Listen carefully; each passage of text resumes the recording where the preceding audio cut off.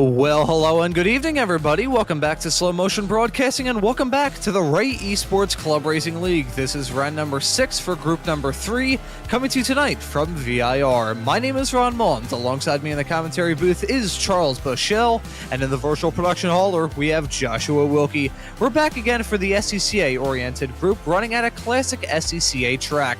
It's hosted the runoffs, it's hosted the Super Tour, and tonight VIR hosts the second to last round of this season.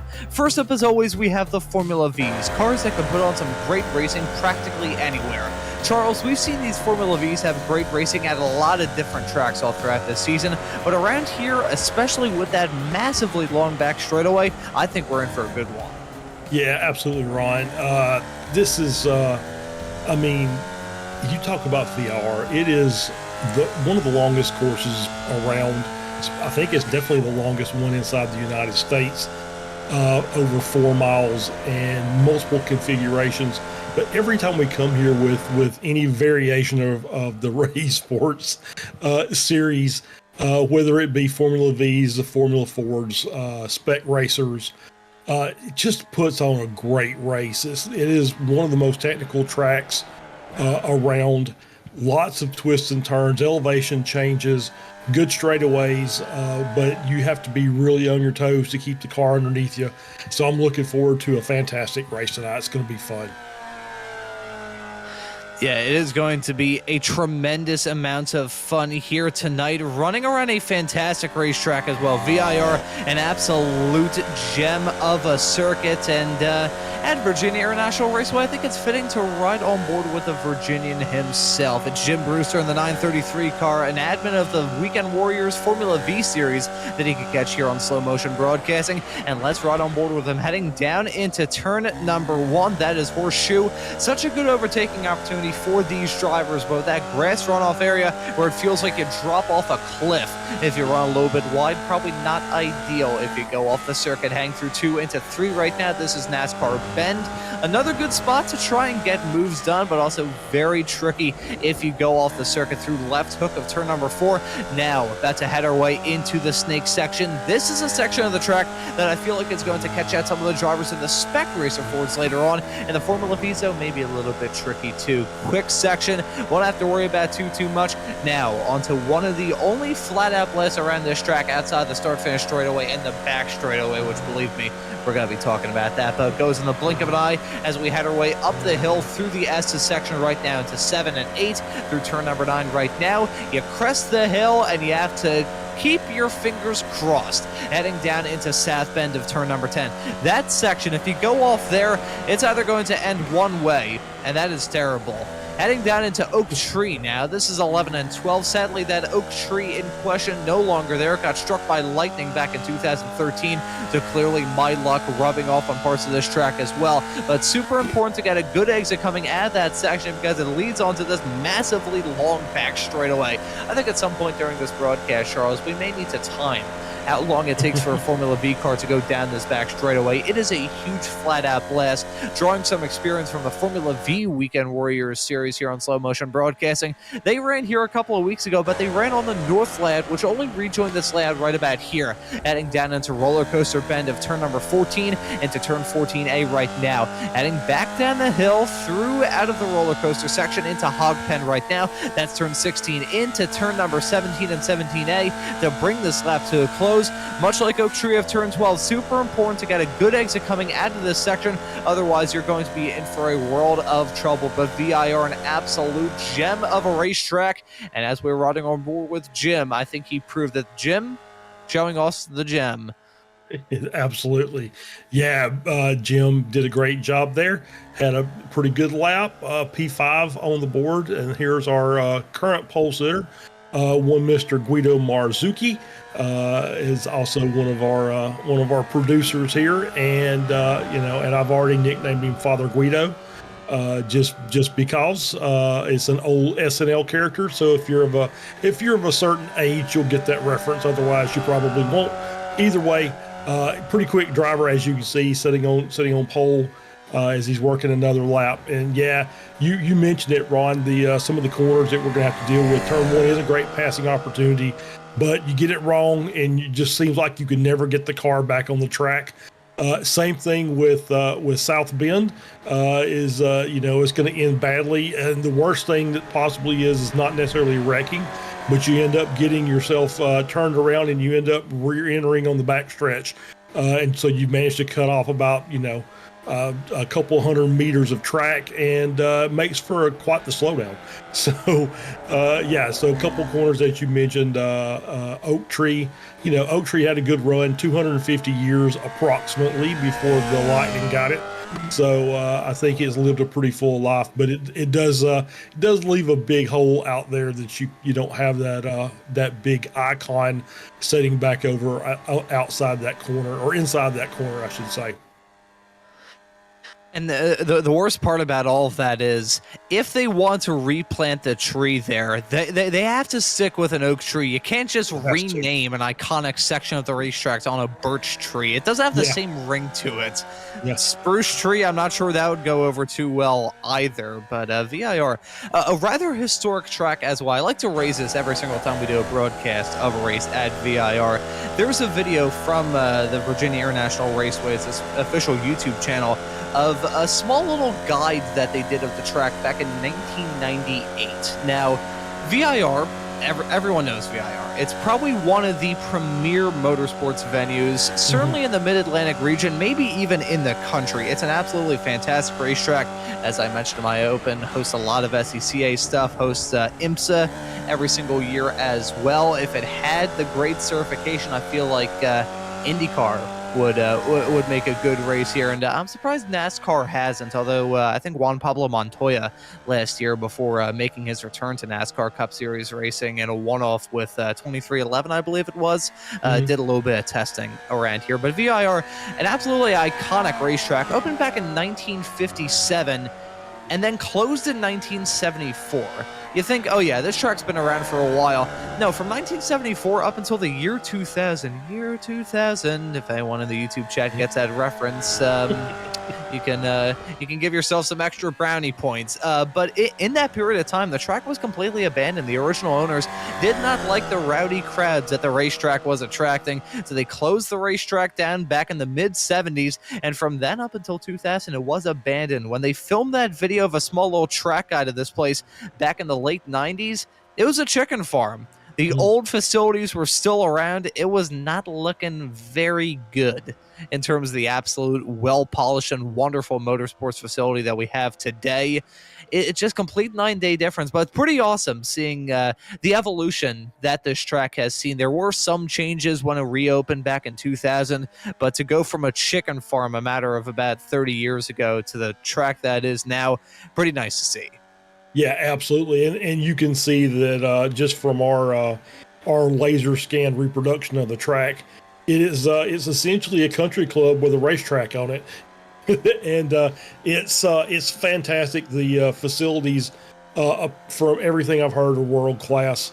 So it is one of those that it's I'm sure everybody that gets a chance to come here to race just thoroughly enjoys it. And it is, and I agree with you. I think it's one of the best tracks we've got in the country. It's just not as widely known because you don't have the two big series, IndyCar, NASCAR, running here. And I can understand why IndyCar. I can't really understand NASCAR, but I can definitely understand IndyCar. There's just not enough. There's plenty of open spaces, but there's really nothing that prevent you from just 150 miles an hour into the barrier.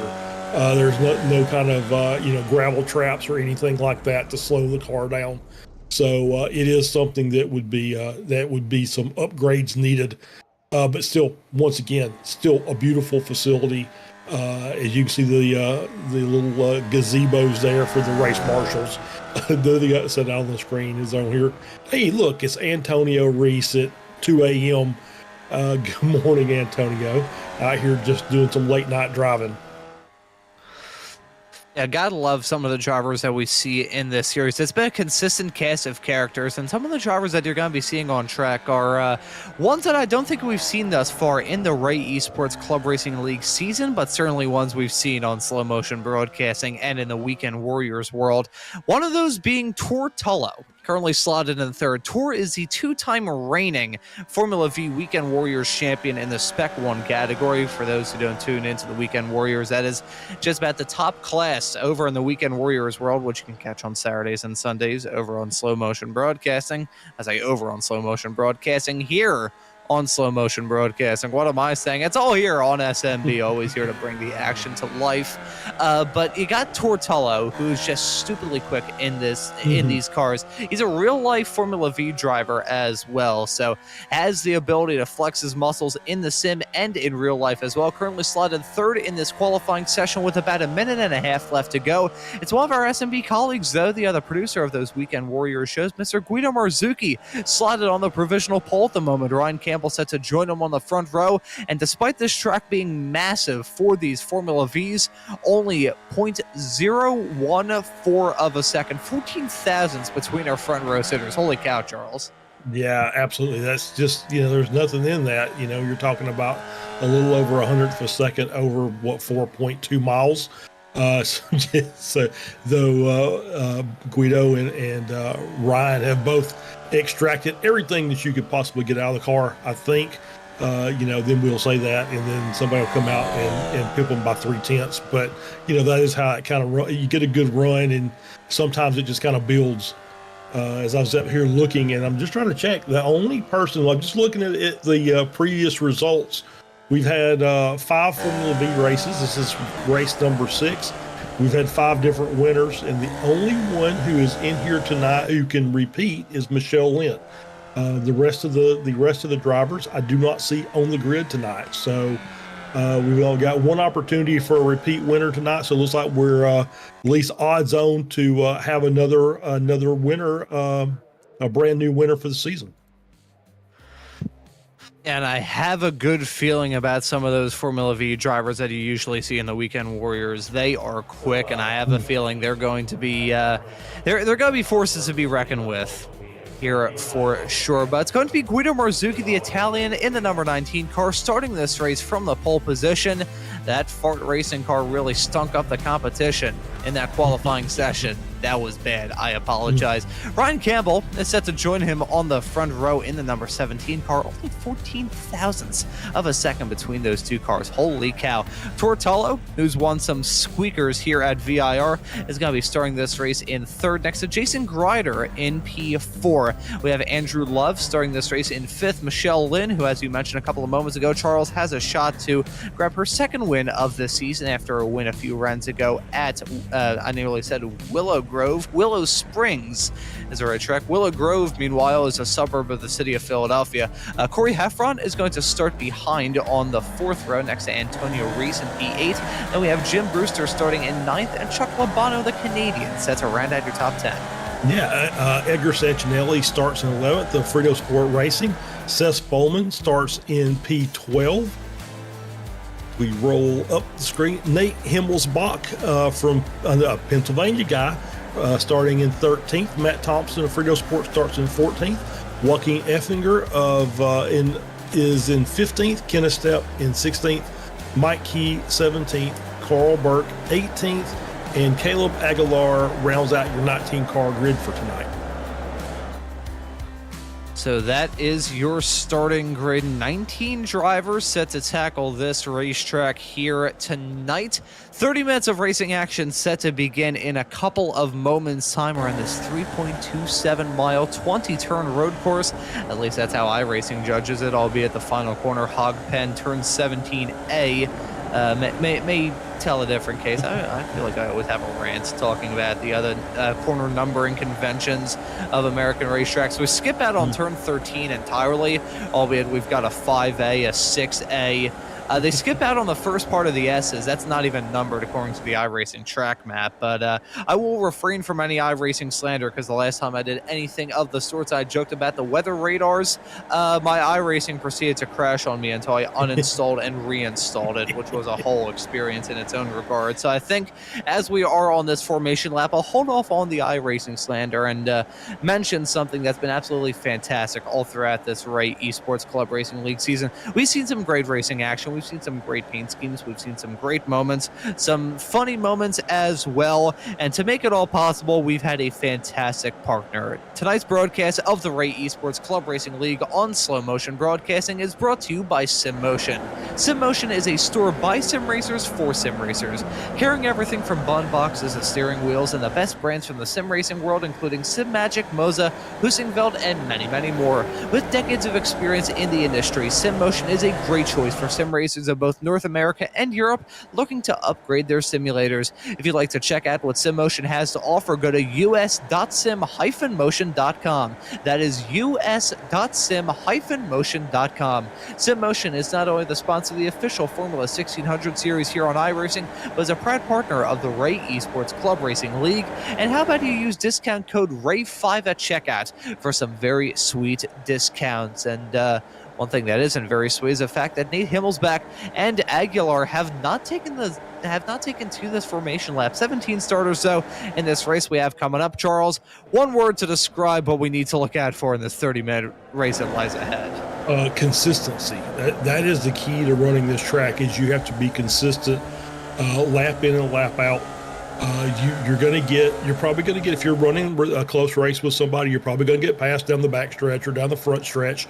And you just going to have to say, okay, let it go. Just keep running your lines. But, the instant you might, it's not necessarily the speed that's going to hurt you. It's going to be you making a mistake and damaging your race. So you got to be consistent on your lines for the entire event.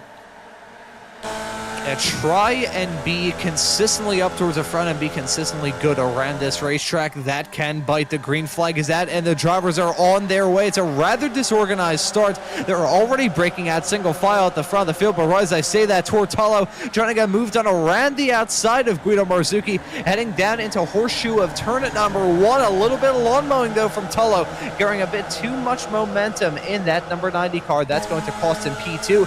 Slipping back up into that spot is Ryan Campbell, as Andrew Love trying to get some moves on Jason Grider, Michelle Lynn. They're battling hard. Corey Heffron on Michelle Lynn. Now side by side, hang through NASCAR bend into left hook of turn number 4. These drivers already dicing. We haven't even gone into about turn 5 of this race. They're already being racy. Yeah, absolutely. It's try and get to the front, as you mentioned a minute ago. Try and get to the front as quickly as you can. But as you saw, the tires weren't up to temp yet. Still cold. Tello tried to work it around the outside and just carried a little too much speed, couldn't get the car turned, and so lost his momentum, and it dropped him back down to P3. So he's going to have to just work again, give yourself a little bit of time. You've got 30 minutes. It's not the longest race in the world, but you've got plenty of time to get the tires warmed up before you start making your moves. Oh, contact being made heading down into Oak Tree. That is Antonio Reese in the 914 car, hopping off the back of, I think that, more contact being made, spinning around. That's Carl Burke in the number 49 car. He's around after contact with Reese. I think there was some extracurricular contact that sent that car around. As we take a look at 2x2 at the front of the field, Campbell and Marzucchi battling for the race lead. Tullo and Andrew Love were side by side a couple of moments ago. They're fending back out to 2x2 this time. It looks like Campbell and Marzucchi heading down into turn number 14. Looks like Campbell gets that move done. Tullo slipping his way back into third. Andrew Love running at the top 4 as it stands at the present moment. Michelle Lynn, as you mentioned earlier on, Charles, already has a race win thus far this season, and she is what lies between this pack that we see right now that Jim Brewster is involved in the midst of, and that front pack battle. Yeah, absolutely. There's already started a little bit of a gap of about 1 second between Andrew Love and Michelle Lynn. But, this point of the race, it's pretty easily overcome. The guys in the back are starting to slip a little bit. Saw Sancinelli off, lost several positions. So I'm guessing he probably just made a bad corner either at South Bend or through Oak Tree. Lost himself several positions, and so he's going to have a little bit of work to do. But as long as you stay in contact with that car, the draft is not super strong with the Formula V's, but there is one available to you. So as long as you can stay pretty close with half a second, 0.8 of a second to the car in front, that'll help you make up some time. And let's see how these drivers are going to try and tackle this race. We haven't even gone, well, actually, we have now gone past the 10th of the way mark into this race, albeit by just a couple of seconds. It was a hectic start a little bit farther towards the mid-pack. And let's take a look at the moment for Antonio Reese. It was not Michelle Lynn involved in all of that. However, there was a car right behind Michelle Lynn at the time that I believe, unless I'm very much mistaken, was a 52 car of Corey Heffron. And look at more contact being made. I think that was Mike Key and Carl Burke involved in that drama. Let's take a look at Carl Burke's perspective in the 49 car.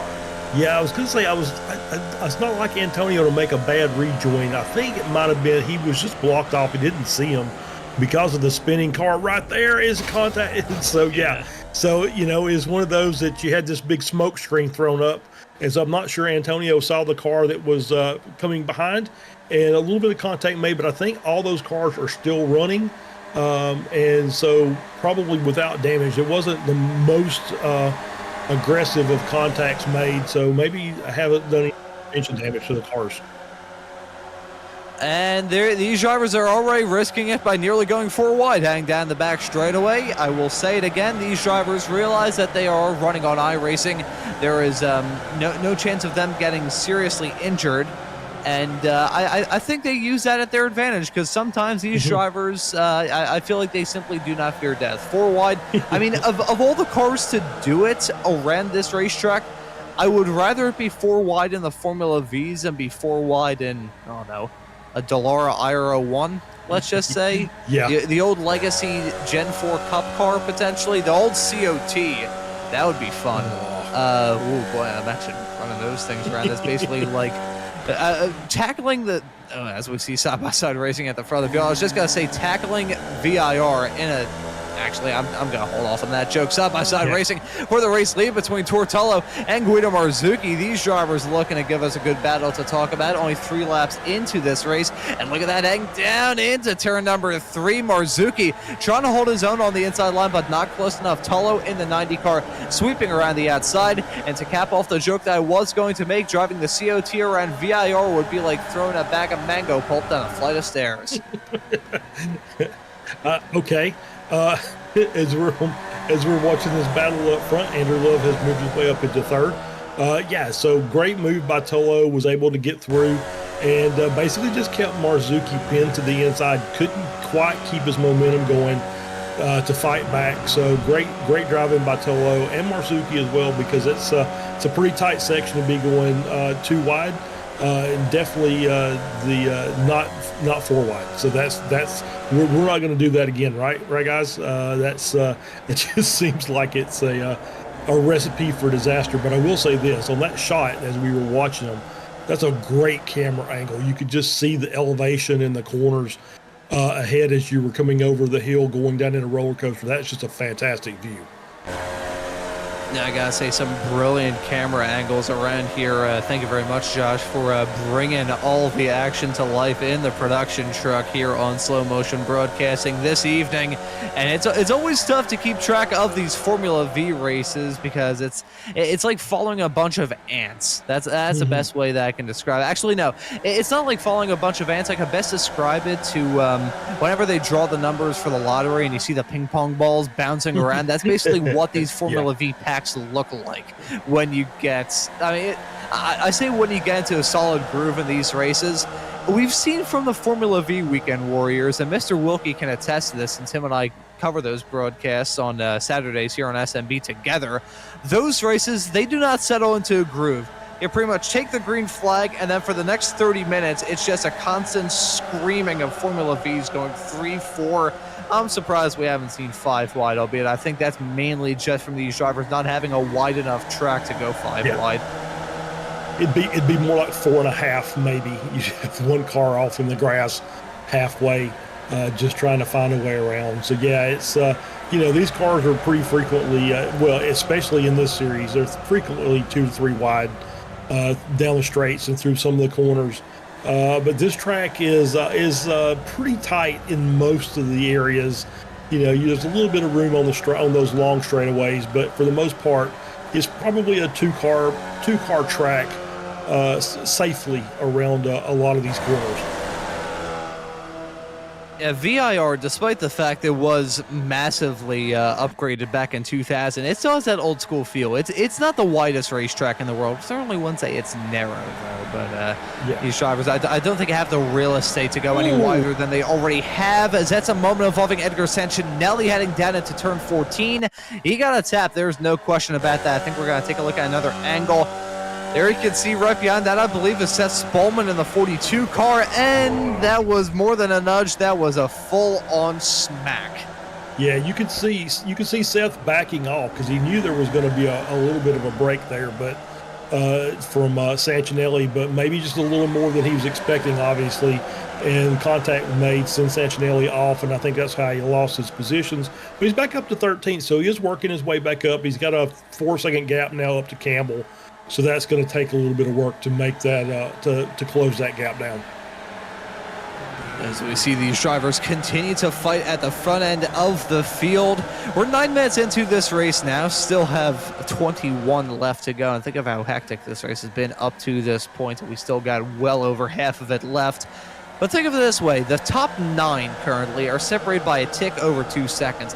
That's pretty wild. I think I may have just caused a falling anvil to strike onto Jason Grider, though. He's lost out on about a second and a half as I've been going off in the spiel. So Jason, I apologize for that. It's now a 7-car battle at the front of this field. They're currently separated by 1.7 seconds. And that right there is not music to the ears of Chuck Labano, because he'll probably get struck by a falling anvil momentarily, as side-by-side racing heading down into turn number 1 with Tolo and Love, drivers that we've seen battle for race wins in the Formula V Weekend Warriors, both of which are champions from season 1 of 2025. And let's see, heading down into turn 3, it looks like Love going to get that move done to slip his way into the race lead. Nice job by Andrew, just slides down the inside of turn 3, able to make the pass and get clear. And you can see that this is the part of the race where now they're single file, so they'll be drafting on each other. There'll be passes made for that lead, probably at least another 4 or 5 times before the race is over with. Just depends on how many cars get up there, but you can just see the draft works well enough to allow these cars to get a good run on these straightaways and make passes, and then you can carry it, as Andrew did, into the more curvy section of the track and still make some passes. So great job by Andrew, and yeah, still good racing up front. That's the thing that I always have loved about these Group 3 events here from the Ray Esports Club Racing League. You think of the top 3 road course cars that can draft. You think of the Formula V, the Radical SR10, and the Spec Racer 4. That's usually the top 3 that I have in my book. We got 2 of them running in these races, so it is always an absolute riot. Doubly so around a racetrack like this. We've had some brilliant tracks all throughout the season. A little bit disappointed that I missed out on the I nearly said it again, Willow Springs round. All off at that point, they just went 3 wide at the front of the field. Michelle Lynn looking to squeeze her way past in the number 44 car, gets it done.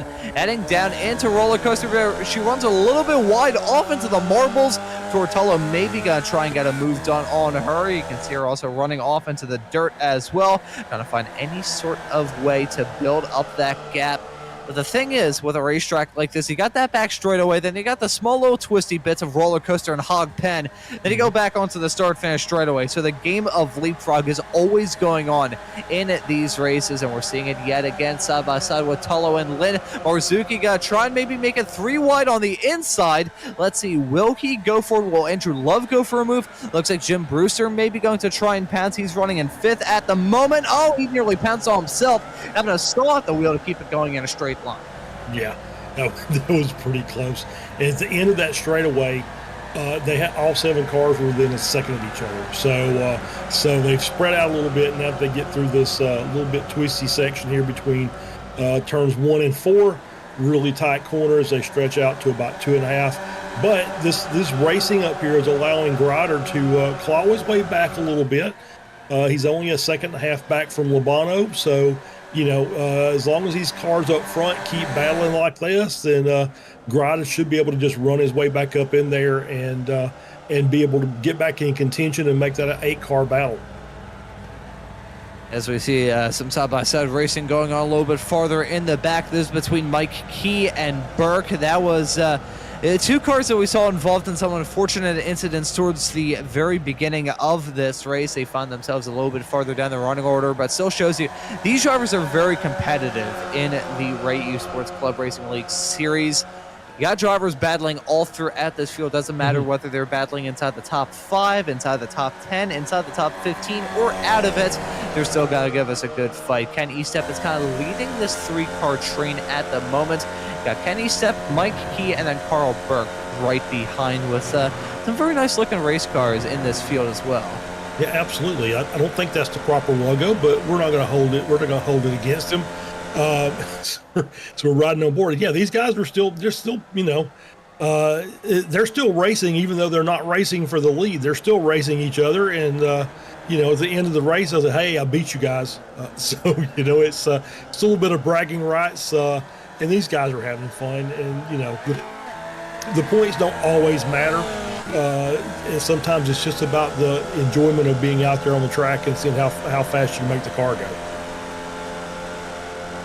Yeah, that's one great thing to raise about these drivers and the entirety of the Ray Esports world. It could be the Ray Esports Club Series, could also be the Weekend Warriors. It's always such a good sense of community, and I think all three of us on this broadcast can kind of attest to how big of a community it feels with the Weekend Warriors and Ray Esports. Charles and I have been covering this series now for up to a little bit over a year together now on these Ray Esports broadcasts. Charles, we're gonna be reunited again on the Weekend Warriors, which you can catch on Sundays. And Josh, one of the competitors out there on Sundays, and does a broadcast with me on Saturdays for the Formula V. So Ray Esports and Weekend Warriors world is always such a tight knit community. I always love being a part of it. It was actually on the Racing Line podcast yesterday, which you can catch on the Ray Esports YouTube channel every single Tuesday night. I really said Wednesdays. Wednesday nights reserved for this and the side-by-side racing involving Michelle Lynn and Tortello heading all through the S's. These drivers are always going to battle hard. Tortello, the young guy, he's about my age, I think very early 20s. He's always going to be going for the moves. He's always going to be risking it for the biscuit or risking it for the Triscuit if he's feeling the low-calorie option. Michelle Lynn as well. She's a fellow Philadelphian, much like myself, and I know that she very rarely, if ever, decides to give concessions out there on the racetrack. So got some real tough competitors at the front of the field. Yeah, absolutely. And I think part of the reason that these leagues are so friendly with each other is that a lot of these drivers, they'll see each other on the weekends right out of the track, either in the regional or a super tour. They're out there racing their cars. So that's what makes this league so special, is because they'll come in here and race on a random Wednesday night to do a race like this, and then they'll see each other on the weekends out at the actual track, and they'll be out there competing as well. So that's this is just an extension of what you see on the weekends when you're out there watching SCCA racing. So I think that's one of the reasons that makes this thing as special as it is. I like the word that you raised there, Charles. It's a very special atmosphere, and it's also exciting as well. As we're talking about the community, these drivers, that's one thing that I've definitely noticed as I've been doing more Formula V shows. In the past, whenever drivers would go side by side, I would talk about it as if it was a battle of these drivers just going tooth and nail and hammer and tong. Whatever simile or saying you want to use to describe the racing, I'd always cover it as if it was like, oh my God, there's a battle for the win, which it still is, don't get me wrong. I've covered so many Formula V races at this point, I can't even be shocked when these drivers go side by side. Really, I think either for this race meeting or actually that may be an idea for the Formula V Weekend Warrior shows, keep a track of the amount of corners that drivers have not gone side by side in. I guarantee you'd be able to count it on just one hand. Yeah. These drivers will always try and go for the moves, and some of the strangest places too.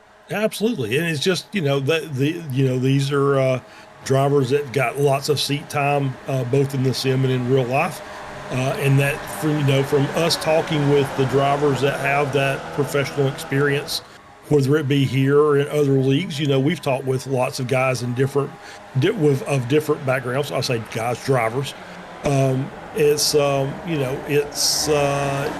always out there competing, and they may find something where they can carry a little more speed through a corner that maybe one of the other drivers hasn't found yet. But that doesn't last long, because once they do it, the other drivers figure it out and say, oh, well, we can do that? Okay, let's do that. So it's a competition. It's always finding that little bit extra that help you change your podium to a win.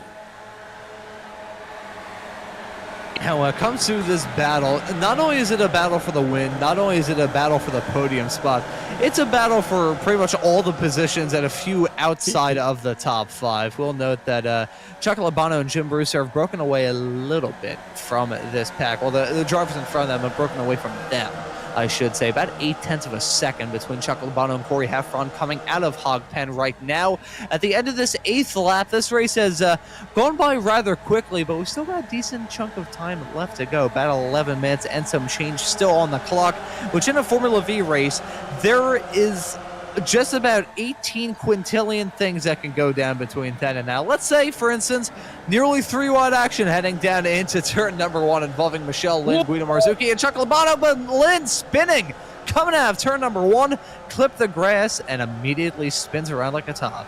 Yep, just got the left rear in the grass, carried too much speed through the corner, and looped the car around. Everybody else did a great job, as we're going to get the replay here from Josh. Moves to the inside, coming down into turn 1, hard on the brakes, kind of a center line, and maybe clips that inside curb and causes the car to wash a little bit, and just could not hang on to it. Loops the car around. Great job everybody to avoid her, because obviously center of the track sideways is not the place you want to be when you've got 7 more cars coming. So as we can see here, we'll get another onboard. Just pushed too hard. Maybe washed out a little bit. I think she was already just kind of struggling, trying to keep the car, the rear of the car behind her, and just carried too much speed out, could not turn in as much, clip the grass and loop the car around. So tough break for Michelle. She's got quite a bit of time to make up now. She's dropped down to P8. Those damn falling anvils, I swear to God, I've been trying to cut that subscription for so long, but it's like unsubscribing from an email. It simply will not work, as side-by-side racing involving Guido Marzucchi and Andrew Love. This is something that happened a couple of moments ago. Looked like Andrew Love was able to take the race lead as a result of all of that, but it being a Formula V race, he's already dropped down to 3rd in the span of that happening. So that's side-by-side and 3-wide action, nearly hanging down the back straightaway. Gortello back in the race lead. Corey Heffron in P2, Andrew Love, Guido Marzucchi, and Chuck Labano running at this pack as it stands at the present moment. Jim Brewster dropping back a little bit. Michelle Lynn falling down to 8th. I want to raise the discussion about Corey Heffron. He finds himself in P2. From our experience, Charles, he's a rather quick driver in this series, but he's usually not one that likes to be involved in the fold too much. He's not the one going out for the gutsy and flashy moves. He's usually just there to pick up the pieces, but in a race like this where we have seen some drivers drop out already, I would not be shocked if Corey Heffron is able to get the job done. I kind of agree with that. Corey is a very quick driver, could win the race anytime, and I think that what we're going to find out, I think P1 is not the place you want to be on the final lap. I think you want to be sitting around 2nd or 3rd. It may actually be, he may be in the perfect position sitting there in 3rd place. Now obviously he's got 2 cars behind him that are going to be drafting off of him down that backstretch. So it's going to be a matter of when to make the move that you can get by and get it locked in and without the chance of them coming back on you. So I don't know if that's going to be the backstretch late or if that's going to be getting the run out of Hog Pen down the front stretch. My guess is I don't think there's enough time to make that move coming out of that last corner. I just don't think there's enough track there for the draft to build up enough to where you can make that run around. So it may be that last move down into roller coaster that is the winning move. So it's still got about 8 minutes left in the race, so we're going to find out here very soon.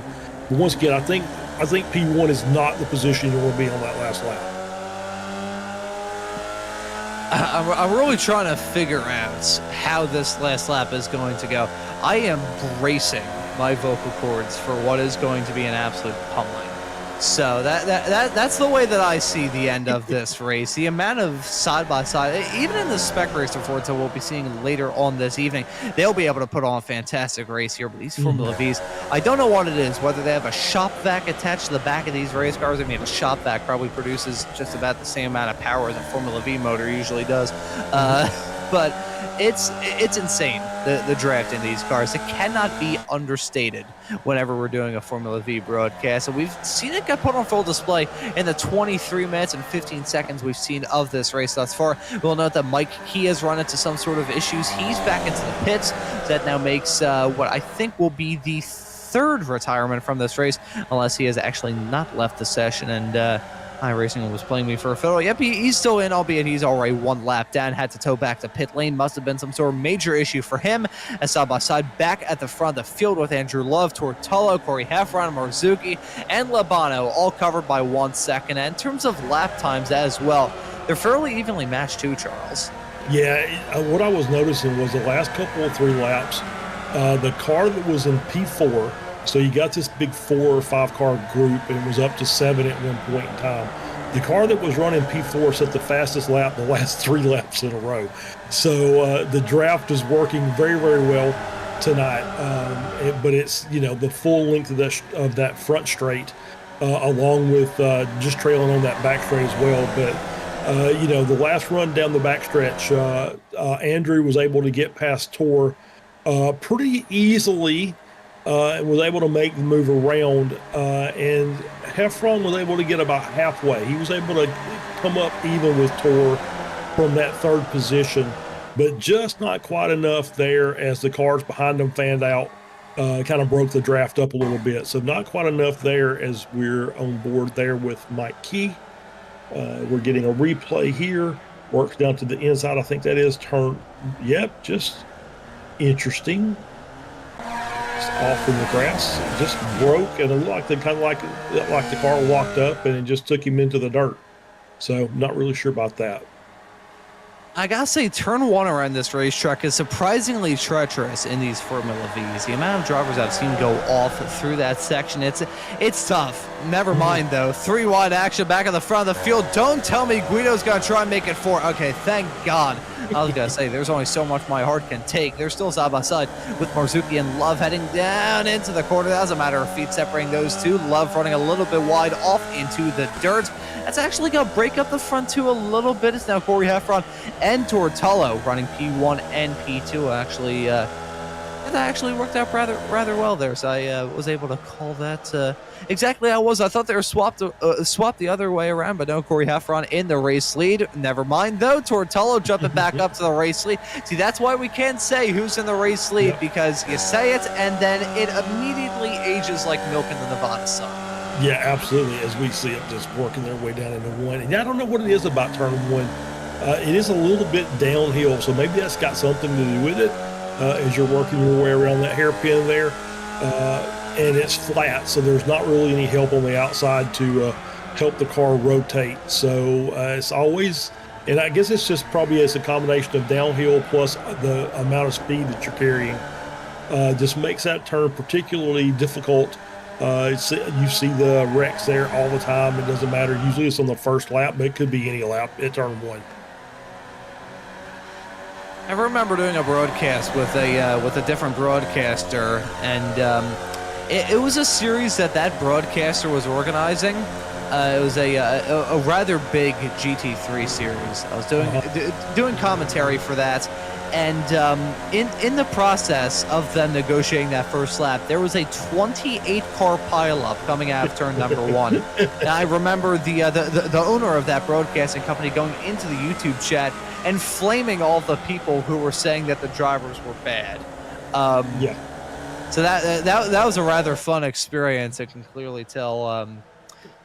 Turn 1 rather treacherous. I will say nothing else apart from that. Turn 1 rather tough around here. It is, and I would say the first couple of rows probably nothing they could really do. But if you're 7 rows back and you're not checking up for all the smoke and the carnage, you probably are doing something wrong. I'm just going to say that. So you can say, yeah, there's probably not much if you're right up on the wreck. There's not really a lot you're going to be able to do. But if you're 3 seconds off of it, you've got time. So that's why they have yellow flags. They're there for a reason. I know a lot of people that do iRacing don't always adhere to those things, but that does mean, hey, you might want to slow down. Yeah, that yellow flag comes out. It means a couple of things. Slow down, someone crashed in front of you. But it's not the yellow flag out. Instead, it's the white flag out in this race. Only one more lap of racing action from this Formula V race. And we kick it off with 5 cars covered by practically nothing.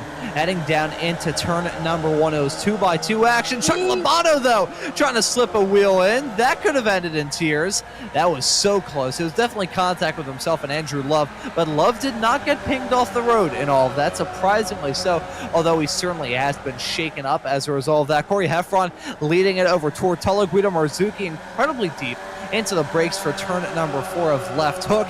He's looking to throw some haymakers towards the drivers running P1 and P2. Marzucchi, he's won in the Formula V Weekend Warriors on Saturdays here on SMB in the past.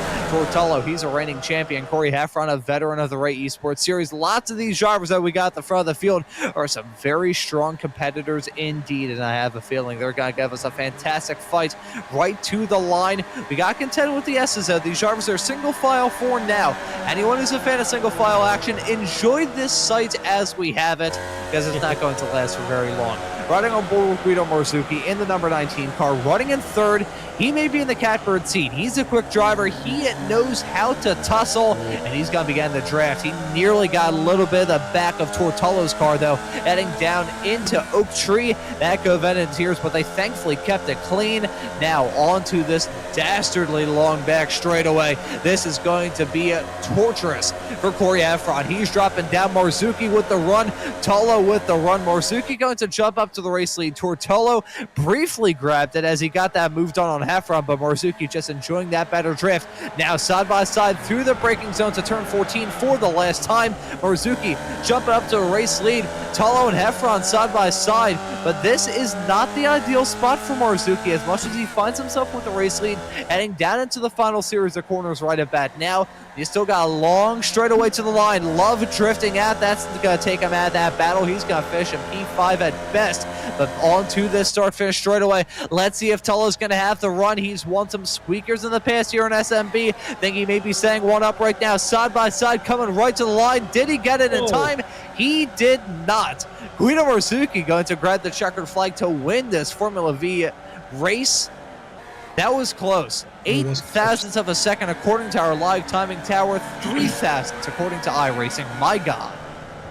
Yeah, just not enough there. I mean, Tullo gave it about as good a run as you could ask for coming out of hog pen, and just another 100 feet, and he probably wins the race. So that's how close that was. Great racing by all those cars up front. It was nip and tuck the entire affair, and great driving by everybody involved. And that was a brilliant race right to the line. Marzucchi, I gotta say, he's probably counting his lucky stars that he got the exit out of hog pen that he did, because 8 thousandths of a second in a 30-minute long race, that is just about nothing. I feel like I would have to hire some people who are a lot better with math than I ever will be to try and figure out what the distance probably was between those two cars right at the line. It had to have been a matter of inches between those two. 8 thousandths according to our live timing. iRacing marking it as 3.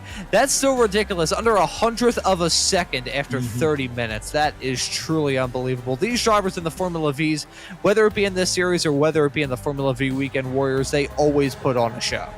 Yeah, absolutely. I think as I was watching it live, I think maybe that 3 thousandths of a second was about the length of the nose cone on the car as we're going to get the replay here. Great run out of the corner. Both those drivers got a really good run out of hog pen. As you see the run down to the line, Marzucchi really tucking to the inside. Did not want to give Tor a chance to get out there, Yeah, it was basically the length of the nose cone distance between the two cars. Fantastic finish. That was an absolute barn burner of a finish, right to the line.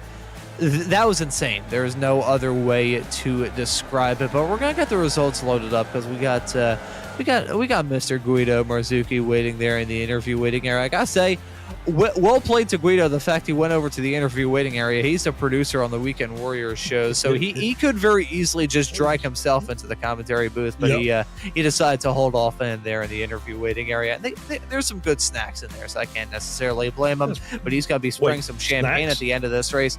Yeah. Got some new cookies in there and everything. Oh, okay. It used to be slightly less tempting for the drivers. We had some pretty rough snacks in there. Oh boy. But Guido Marzuki is going to win this race at the end of it all. Tortolo class 0.003 of a second between them. Holy cow. Corey Heffron is going to round at your podium in third. We have Chuck Labano finishing in fourth, Andrew Love in fifth, Jim Brewster in P6, Jason Grider in seventh, Michelle Lynn in eighth, Antonio Reese's class in ninth, and Ryan Campbell is going to round out your top 10. Yep, Matt Thompson in 11th, Edgar Santinelli 12th, Seth Bowman 13th, Joaquin Effinger 14th, Carl Burke 15th, Kenneth Stepp 16th, Mike Key 5 laps down, had issues late in the race, and Nate Himmelsbach, Caleb Aguilar did not take the start, and that is your 19-car finishing order. So that's how it looks at the end of 30 minutes of racing action just for the first race of the evening. And we're going to have a quick little chat with the man himself, the race winner at the end of it all, Guido Marzuki. Welcome into the booth, Guido. And holy cow, man. Here we go. Yeah, breaking out the national anthem, but Guido, that was a brilliant race. Talk us through it. Thank you, guys. Thank you. I don't know. I missed the photo finish, and the photo finish, I got pole position. I don't know what to say. I think I will go to bed. I will wake up tomorrow. It's been a dream. It's okay. It's been a pleasant dream. I prefer the end of dreams usually, but yeah, it's okay. Yeah, I'll wake you from the dream. Get the graphics together for Weekend Warrior. No, I'm just kidding, man. But that was a great race for you. And we've seen you on the Formula V Weekend Warriors series really ever since that series first started getting broadcasted here on SMB. Got your first win in the S1 category a couple of months ago at Thruxton, I believe it was. So really getting a grips to knowing where to place your car at the end of these races. I'm sure it was really tense, though, with that run to the line with yourself and Tor. Yeah, you watch me race since at least 1 year now, and usually I'm the kind of driver who stays put. But I try to stay in the front group and play my cards as smart as possible. And tonight I had a good run on the last backstretch, and I said, okay, fuck it, I'll do something that I never do. I will send it 3 wide. I will just pass through, and it worked. And I was very worried because I had Mr. Photo Finish right on my back after the last corner, and I think another 10 meters and I would have ended second, but it worked. I'm happy, and I wanted to make a statement as the Prince of Virgins. This is my track. This is my hosted event. So I wanted to make a point. I am not even sure what to ask as a follow-up, so Guido, I think I'll just ask if there's anyone you want to give a thanks or a shout-out before we let you go. To this wonderful group as always, Stevie, Michelle, and Jason, and Jim for the V's, and Jason and all the others for the other series, and it's a wonderful group. Every season it's growing. And we are ready for the next season of the Weekend Warriors this weekend, and this has been a good way to go back in the rig after a 1 week break. So. Yeah, it's got to be a heck of a lot of fun for this brand new season of the Weekend Warriors, and you're going to be on production for the Sunday shows with Charles and I, and you're going to be on track for the Formula Vs with Josh and I. But Guido, thank you for joining us in the commentary booth. Well done on the win, and it'll be nice to ask you more about some of that parts of the race come time for that Weekend Warriors broadcast this upcoming weekend. But thanks for joining us, man. Congratulations on the win. Thanks for having me. Bye, guys.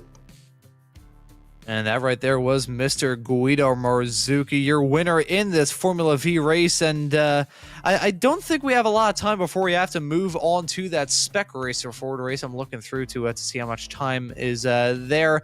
Yeah, 6 minutes. I think we may have to wrap things up from this Formula V section. And I will say, folks, I will have to move over to a different show here on Slow Motion Broadcasting. So you'll be hearing, still in the good hands of Mr. Charles Bichelle in the commentary booth, but you'll be hearing Mr. Joshua Wilkie doing double duty, working the comms and the cams come time for the second half of that broadcast. So we'll take a quick little commercial break here about some of the wonderful stuff from Sim Motion, and we'll be right back with the Spec Racer Fords after this.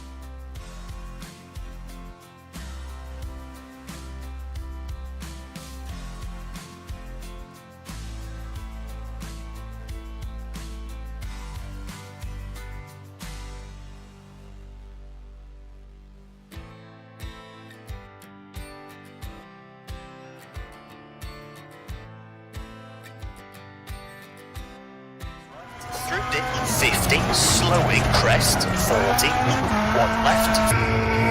Caution to 2 right short to 5. Introducing the Sim Motion Rally Sequential Shifter. Our shifter is specifically designed for sim racing enthusiasts who want to enhance their experience in the rally world using a push-pull system. Compatible with wheelbases like the Sim Magic Alpha series, V&M Direct Drive, Fanatic, and Simucube, and can easily be installed in minutes.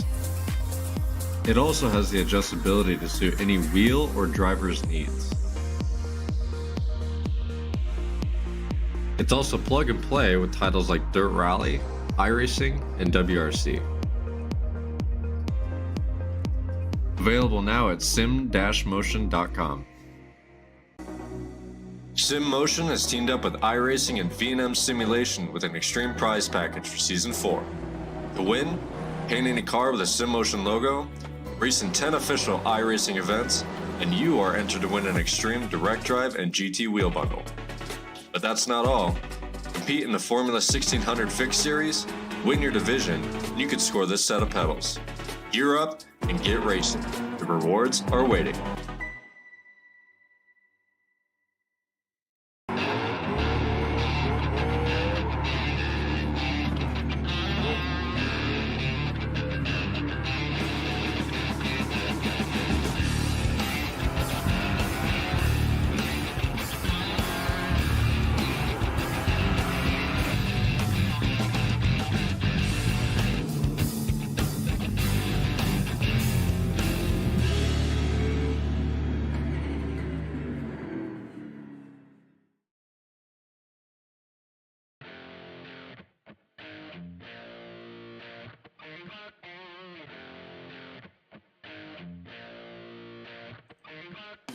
With years of experience and a passion for customer service, Sim Motion is a trusted name for Sim Magic products.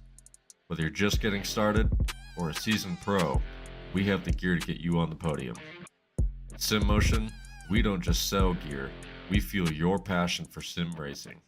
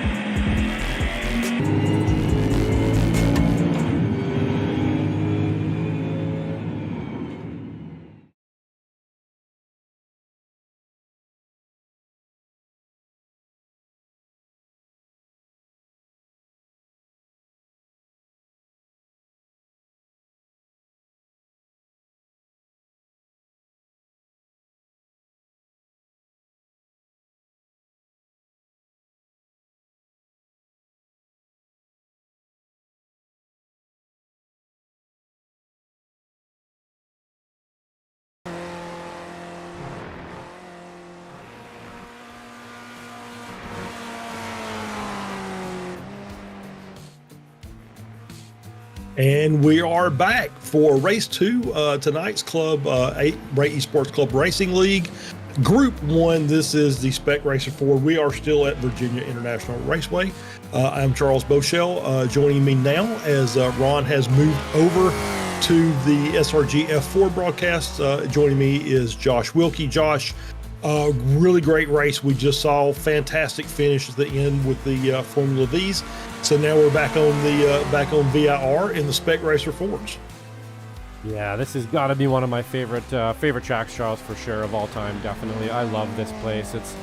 It's just a fast, old school kind of sports car track, and like we were mentioning earlier, what a beautiful venue as well. It's basically a country club with a really nice racetrack in the middle of it. And yeah, that last race was absolutely amazing. Guido getting a much-deserved win there by 0.08 of a second is just wild. That's a pretty wild margin to be winning a race from, and I would imagine that we're going to see a pretty similar thing here. Obviously, these guys can get a little bit more door banging. They can get a little closer. You can kind of take a hit or two, where in the V's you just kind of end up upside down or at least airborne with some damage. So might get a little bit more shouldery out there, but looking forward to another really good race here in the SRFs for sure.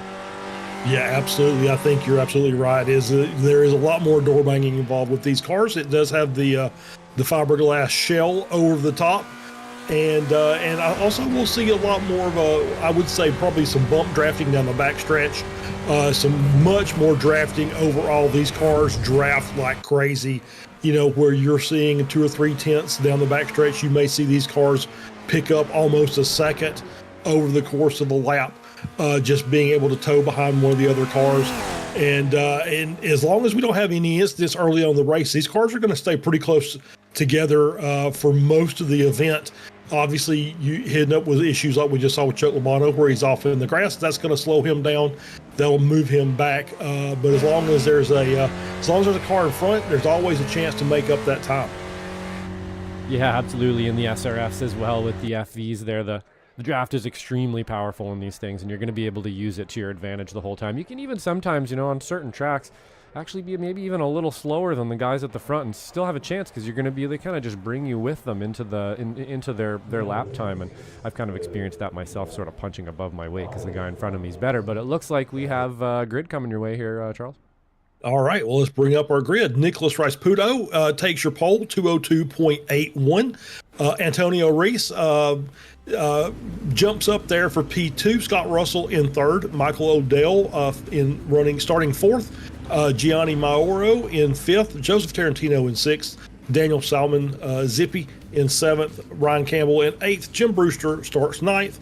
Aaron Bray starts in P10. Chuck Lobano starts in 11th. Edgar Sanchinelli starts in 12th. Matt Thompson in 13th. Seth Bowman in 14th. Jason Grider in 15th. Kenneth Stepp in 16th. Mike Key starts in 17th. Corey Heffron in 18th. Christian Rice-Puto is in 19th. Joaquin Effinger is P20, and that is a 20-car grid for tonight's race, as we see them lined up on pit road, getting ready to be let out by the Porsche safety car. And so we're just kind of waiting on everything to get started here, and we're going to have us a nice 30-minute race with the Spec Racers. So what are we looking at tonight, Josh, as far as strategies? Yeah, so I like to race these things quite a bit, as you know, and on the weekends I do SRF Weekend Warriors, and I think I'm going into my 3rd or 4th season there. And I think the thing I learned right away is you sort of just have to go out there and expect not too much in these things. You need to go out and just kind of stay clean, is I guess what I mean. If you go out there and you race too hard and you drive too much and you try to pass everybody constantly, it's just going to slow you down. And if it doesn't slow you down, you're going to end up off the road or upside down or with some damage or something like that as well. And we were mentioning earlier, you can get your shoulders out in these a bit, but they are pretty delicate too, so you really have to be careful the way that you push or the way that you nudge someone, because man, if you take even a tiny little bit of damage, it's just arrow gone. And if you're by yourself, don't have someone in front of you, you're just gone. So I think the strategy around here, kind of close it up there, is just you got to stay clean, and you really have to work with the drivers around you. You're only as good as the drivers around you. One guy can mess the whole thing up. Yeah, absolutely. I think the great Darrell Waltrip called that co-opetition. So you want to cooperate with the rest of the cars on the track until it's time to be competitive. and then you can do some racing. But you're absolutely right. These cars are very. We talked about how the draft makes these cars a little aero sensitive. So if you start scuffing up the front with too much bumping and grinding, then you will end up hurting yourself more than helping yourself. So that's going to be what we'll be watching out for as well. Also have seen, as you mentioned, the rollovers.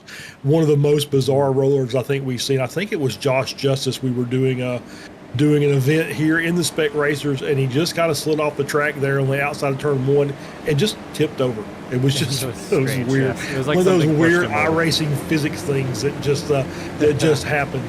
So there'll be something we'll keep a lookout for. Obviously, as we're getting the outlap going here, we're going to have like I said, a nice 30-minute race with these Spec Racers. I will say that Nicholas Rice-Puto, who is on pole, has won 2 races this year out of our 5 that we've had contested.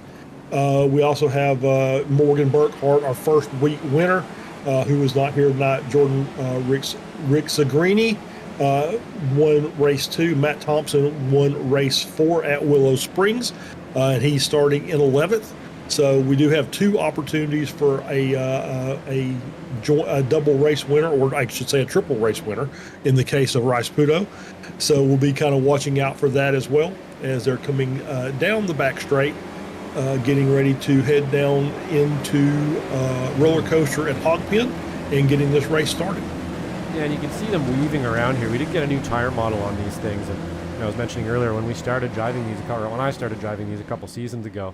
It's a pretty twitchy little car, man. Like they look easy to drive, and some people, oh, you drive the slow car, that must be easy. No, they're not easy at all. This thing likes to kind of loop itself, and it got even harder just recently too, where you have to warm those tires up. Take 2 or 3 laps to get them warmed up. If you're really good, you can get them pretty much fully to temp by about 3 laps, but you can really start digging in around 4 or 5, and you can see them kind of weaving around trying to get that tire temp up a little bit as iRacing sort of comes into the more reality side of sim racing here. But looks like we're about to get a start here with Rice-Puto out front. Should be a good one. Yep, absolutely, as the pace car is off.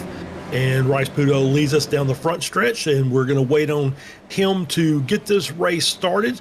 Once again, 20 cars on the grid, and looks like he's going to hold them for a bit. He doesn't want to give them a chance to get that draft down the front straight. And now we're off to the races, and we see a car on the inside there. That is Antonio Reese.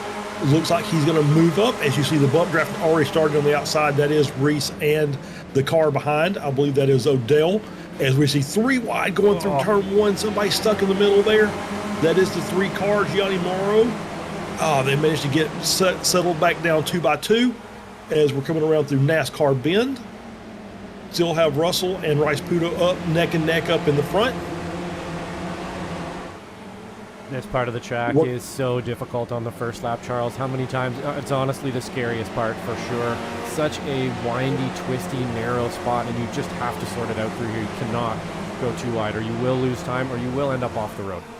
Yeah, absolutely. As we see him now getting lined up, nose down. We got a little car spun in the back. Could not see it. Mike Key, I believe, is off the track as we get the onboard there, and you can see them as they're working their way through the S's. Coming down for the first run down in the South Bend. Got to be very careful here.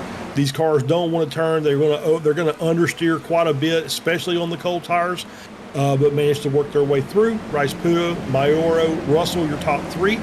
We see Zippy Salmon there in P4, Reese in 5, as they're all lined up nose tail. And this is going to be spinner in the back. No. That's Tarantino off coming out of Oak Tree. Yeah, I wonder exactly what that was there, but we'll have to go back. Could not tell if that was a bump or he just lost it on the curbs on the outside. As Rice-Puto takes a look down to the inside, decides not to make that lunge as they carry their way through. As we see car on the outside, I believe that's Reese. Yep, losing a couple positions, just got offline a bit. Slots back down into P5 as we're working our way down through the hog pen through the first time. So far, so good. We had a couple of solo spins, but no major collisions. So it looks like ends up being a very much a draft race, and it's going to be really topsy-turvy up toward the front. Yeah, absolutely. Really good driving out there from everybody so far. We've seen some pretty good moves, and maybe when Antonio sort of made a bit of a mistake there, Daniel gave him the room. Antonio, really looked around before he joined again, and we're all still racing, and that's exactly what we want to see out there for sure. If you try to monopolize, let's say, a little bit too much on opportunities, you're going to get caught out every once in a while, and it was smart there of both of them to kind of just ease off a little, take a breath, make sure everything's working out. We're only on lap 2 of the race, and man, it's absolutely the worst to just lose it on lap 2 going for something aggressive. It's just so silly. You feel so dumb at the end. Yeah, absolutely. As I did see a couple of cars off, I believe Grider off in the back. I think Heffron off as well. They are still running. They did lose a few positions. So we see Russell getting hung out there on the outside of that corner. Slides into 4th, Salmon up to P3. So the leaders are starting to set themselves apart from the rest of the group. Got a gap now of about half a second as we see the cars off, and that is South Bend. You got to be very careful there. You can carry too much speed and you're off in the grass. And Rice Pudo and Nauro, wow. All kinds of things going on in that corner right there. There was all kinds of things going on. We had Sam in there coming in a bit hot, I think, and actually made a pretty good line out of it and kept her pretty tight to the inside. At the same time, Raspudo just going out wide. I'm not sure if he's looking in his mirrors, but it's getting a little frenetic out there. This is when you need to take a breath right here. You got to remember, there's a long race ahead of you. It don't have to drive in a big pack like this right now, but people got to figure out where they want to be. Somebody thinks they need to be in front, and that's racing. Yeah, absolutely. As we saw Reese, I believe it was might have been Rice Pudo that was giving him the bump draft down the backstretch. You're going to see that quite a bit. Once again, as long as you're not not overly aggressive, it's got to be a cooperation with that other car. But you can make up quite a bit of time by doing that. 2 cars will run faster than one, and that is just simple aerodynamics. We've seen it in NASCAR. You'll see it in these spec racers as well. On these long straightaways, you'll get these 2 cars working together to make themselves go a little bit quicker than the cars around them. So we're heading down into turn 1 for lap 3. We're on board here with Nicholas Rice-Pudo. Got Antonio Reese behind, Daniel Salmon in front. It's in P2 as they're working their way through NASCAR. Now, it's pretty straightforward so far. We've only had, like I said, a few off tracks. I think Aaron Bray was just off there in the back as well, running down in P15. But you've got a gap now of about 2 seconds between P6 and P7, but the top 6 are 1.5 seconds apart. So far, it's a 6-car draft up front, and this will continue. They'll do their bump drafting and passing, and there'll be several lead changes over the course of the race as Mauro is up front, but heavily contested for the time being. Yeah, it doesn't really look like they've kind of sorted themselves out yet, does it, Charles? There are definitely some people out there that think they need to be in front of the guy in front of them there, so I think we're going to see some more here. Antonio Reese definitely looking a little bit jumpy here as well. Absolutely beautiful paint job on that thing. I'd love to hear the story about that someday. He's always got really nice paint jobs and helmet work and stuff like that on his cars, and I'd like to know what that's all about there. It looks very aviator or something to me. I wonder if he was a pilot. But we got side by side here with Salmon, and I believe that's Rice Pudo just trying to get that position back. Yeah, and they're running too wide down the backstretch. Looks like Rice Pudo is going to make the leap to the front, and he does around Mauro and Salmon, but he left the door open, and Mauro is kind of working and trying to fight his way back, and it looks like he almost took himself offline and gave Salmon an opening. Could not capitalize on it, but you can see, I think it's draft mentality. I think there's these cars, you feel like you're faster because you're getting such a draft from the cars in front that you're just picking up the time as we're on board and inboard with Michael Odell there. So you just feel like I'm faster than the car. I'm gaining so much time on him down the straightaway. But then when he's behind you, guess what? He's gaining the time as well. So it's pretty even up in this front group for the time being. As Odell has the fastest lap with 204.03 thus far. As we're back with Mauro back in the front, Rice Pudo in second, Reese in third. And once again, they've swapped several positions in this front group of 6. And this is going to continue on. The more they do, though, you've got 3 cars back there, Scott Russell, Ryan Campbell, Chuck Labano, and I think that's Jim Brewster as well, sitting there in P9. those cars will have the opportunity to close that gap, and it's just going to make this 6-car battle up front, a 9-car battle up front. And that's going to just really shake things up. Absolutely. You don't usually go too wide through there like we just saw, and that was a great observation you made there as well, Charles, about sort of that draft mentality. I've never actually heard it put that way, but I can tell you from experience that many times I thought that I was as fast as the guy in front of me, and then find out pretty quickly in this thing that I am not. And it's because of that draft, for sure. You're right. It does give you sort of that, I can get this guy. I'm faster than him. How did I find this speed? You're literally questioning yourself. As we're going 3 wide, I don't think that's too smart, Scott. No, 3 wide's not going to work, even though these cars are not that big. And you can make 3 wide, but you can see just contact just from trying to go 2 wide. So 3 wide is not going to be preferential down this backstretch. But I'm sure that'll happen again, probably on the last couple of laps as they work their way around, trying to get that last couple of spots and that chance for the run down the front straight. I think we saw in the first race where the car was in P3, was able to get the pass done down the backstretch, jumped up to the lead, was able to hold it off by the slightest of margins at the end, 0.003 of a second. I don't think that's going to happen here. I think if you're in P2, once you get a hog pen, you've got a chance to win this race. I think the draft is that strong with these cars, and if it's this tight, it may be the 3rd car that's that much faster. So it's one of those, as long as this group up front stays together, that's going to make this finish a very interesting race. And there's going to be, I'm sure, quite a bit of contact involved. Hopefully nobody gets spun out, because that's not the way you want to win or lose that race. But like I said, the more these cars up front keep battling, it's going to invite more cars from the back to be able to make that time up as they're running nose to tail and working together. And we're still on board here with Mauro running in first, and you can see the bump draft there from Rice Pudo, even down outside of the snake, going down into the S's. He's still pushing that car up in front. Got to back off though, because if you're doing that at South Bend, you're both getting wrecked. So you're going to give a little bit of room there. All cars make it through successfully, carrying as much speed as they can, taking as much track as they're able to, as they work their way around through Oak Tree and on that exit. And you can see those curbs here. I think that's what caught Herentino out earlier. I think there's those, on cold tires, those curbs are very difficult, especially if you're like me and you got a little bit of the thunderfoot and you just want to mat it when you come out of a corner. As you see, 3 wide bump draft, 3 deep bump draft. Holy crap. It's a little early for that, guys. 10 minutes into the race. Yeah. It's a bit of a rough bump. Yeah, it really was. And you don't want to, there's a saying in NASCAR, you don't push the pusher. And I think that was what just happened, and that could lead to tragedy very quickly. Oh, a little Scott Russell with a little blink there. Got to be careful. I haven't seen this yet, but I've seen the little indicator come up on some streams with the new connectivity checker that iRacing has. That haven't seen anybody pulled off the track yet, but I have definitely seen people being warned, hey, your connection is not very stable as we're going 3 wide down the front straight going into turn 1. Reese on the inside makes the move around. Mauro Rasputo, nose to nose. They're coming out, and we're 2 wide as Mauro wants to take that lead back. He does not want to give it up just yet, but I don't think he's got a lot of choice as Reese finally finds his way around and locks that position out for the time being. Yeah, that was great. This track just provides such good racing. Whoa, very sideways for Miro there. Nice save. He's going to lose a little bit of time there, I think, but Rasputo's not going to be able to get by him through here, so it shouldn't matter.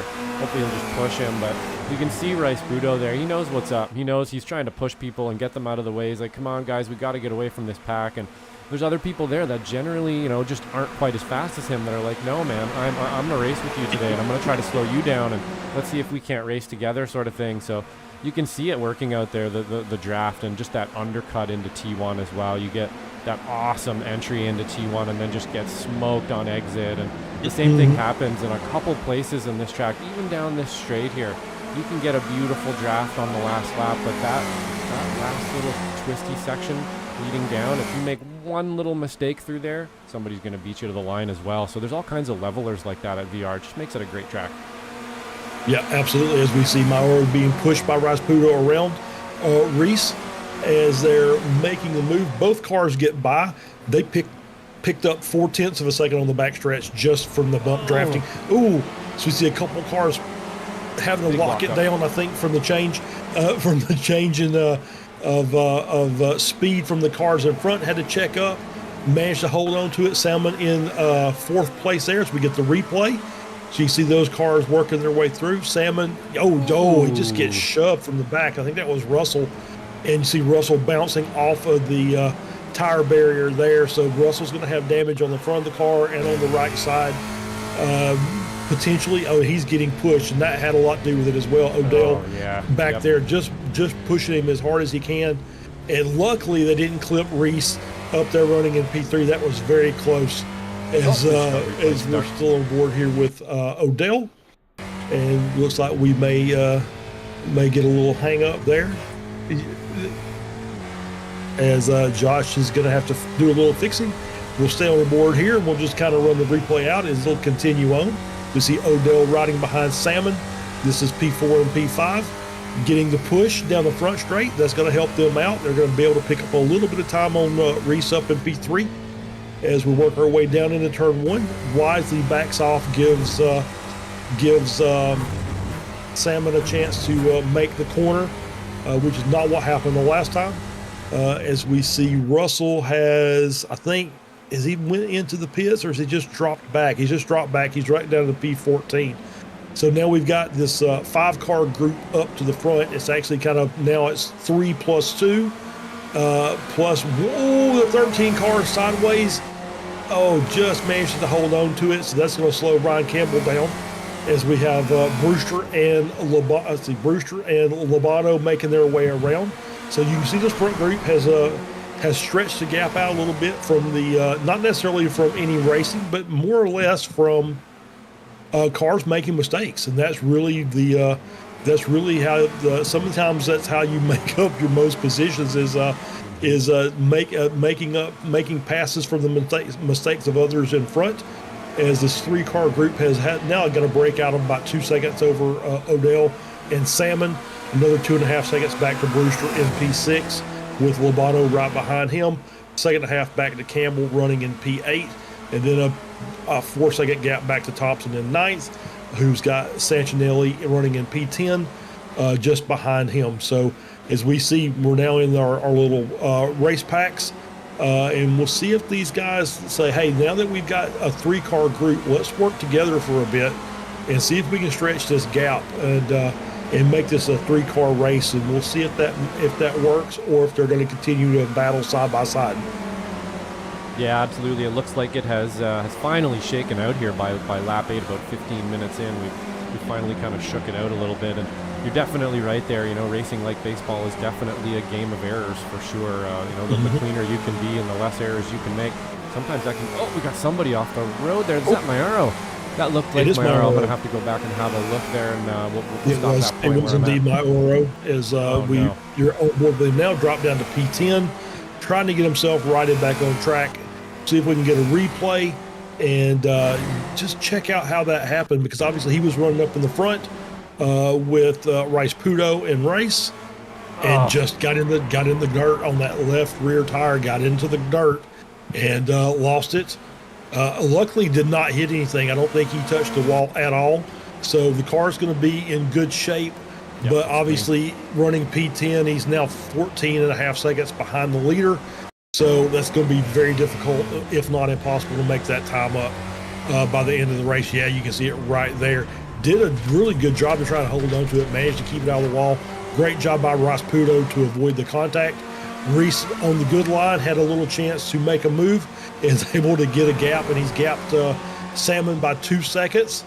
Rice Pudo's with him, so you got a two-car group behind Reese. I think that's going to make him a sitting duck. I don't think he's going to be able to keep that gap.